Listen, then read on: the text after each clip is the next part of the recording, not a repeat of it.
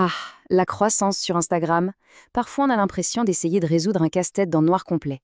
C'est frustrant, hein? Bon, et si on allumait la lumière? C'est exactement ce qu'on va faire aujourd'hui, décoder ensemble les vrais secrets de l'algorithme. Alors, pourquoi est-ce que ça paraît si impossible? C'est la question que tout le monde se pose. L'algorithme change tout le temps, on entend tout et son contraire, bref, on est vite paumé. Mais je vous le dis, la frustration, ça s'arrête maintenant. Il y a des règles du jeu et elles sont bien plus claires qu'on ne le pense. Pour en avoir le cœur net, on a fait le boulot de recherche. On a épluché les conseils de plus grands créateurs, mais surtout, on est allé voir ce que dit le grand patron d'Instagram lui-même. Et le résultat, eh bien, c'est un peu comme un code secret, un code de croissance super simple, applicable dès aujourd'hui. Alors, voilà notre plan de match. D'abord, on décortique les nouvelles règles de l'algo. Ensuite, comment créer du contenu qui se partage vraiment. Puis, on passe aux fonctionnalités d'Insta, comment bâtir une vraie communauté. Et enfin, le plan pour tenir sur la durée. Allez, on y va? Ok, première section.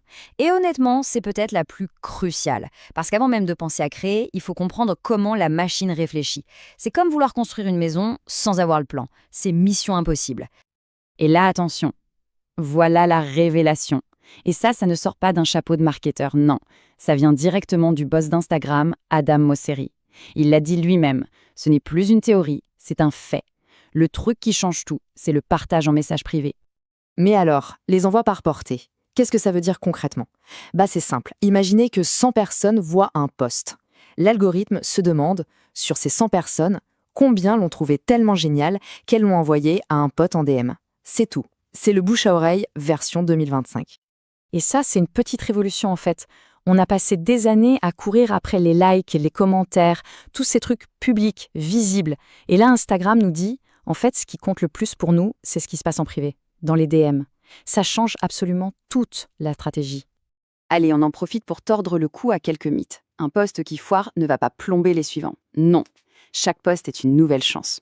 On peut aussi modifier la légende après coup, ça ne change rien. Et le meilleur pour la fin, un bon contenu peut cartonner pendant des semaines. Ah, et le fameux shadow ban. Instagram le dit officiellement, ça n'existe pas. C'est plutôt une bonne nouvelle tout ça, non? Bon, maintenant, on sait ce que l'algorithme veut, des partages. La grande question, c'est comment on fait?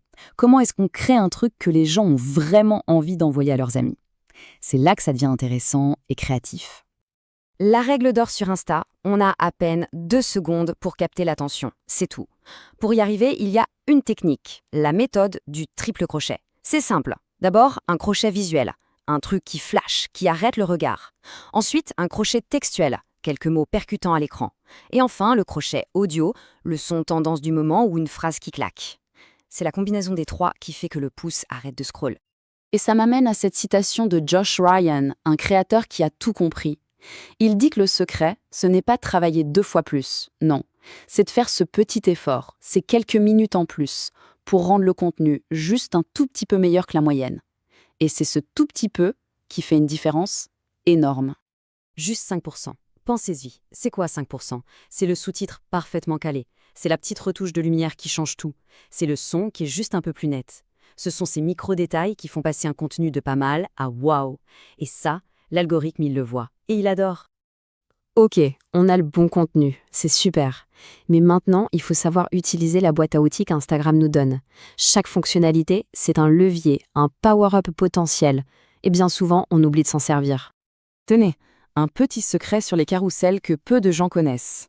Si une personne zappe la première image de votre carrousel, ce n'est pas grave.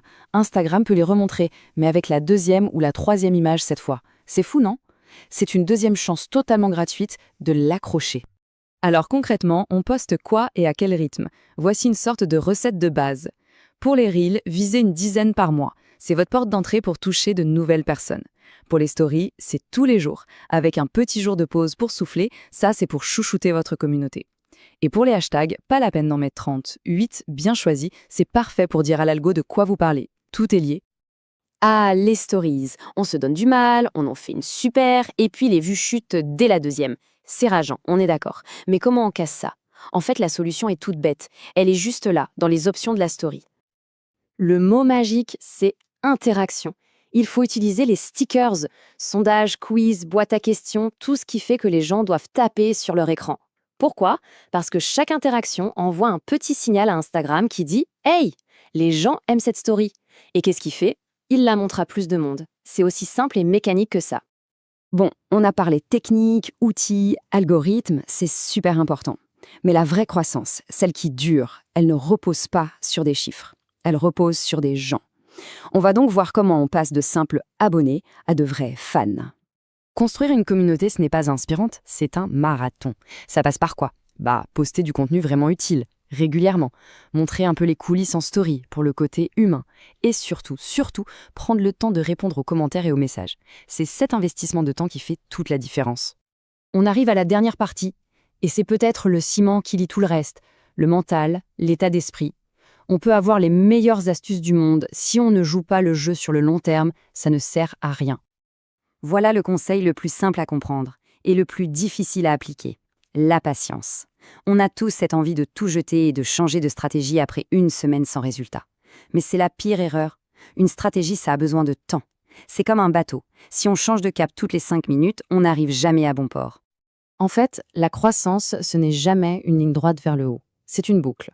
On crée du contenu, on poste, et ensuite on regarde. Qu'est-ce qui a marché? Qu'est-ce qui a plu? On prend ses succès, on essaie de comprendre pourquoi, et on recommence. Et on se garde toujours une petite marge pour tester de nouvelles choses. Créer, analyser, répliquer, expérimenter. C'est une roue qui tourne sans fin. Pour finir, et si on changeait de perspective? Au lieu de voir l'algorithme comme un ennemi à combattre, on pourrait le voir simplement comme un miroir. Le miroir de ce que l'audience veut voir. Si le contenu est génial, s'il est vraiment utile, s'il mérite qu'on en parle, l'algorithme ne fera que suivre le mouvement. La vraie question, au final, ce n'est pas comment pirater l'algorithme, mais plutôt, est-ce que ce que je crée vaut vraiment la peine d'être partagé?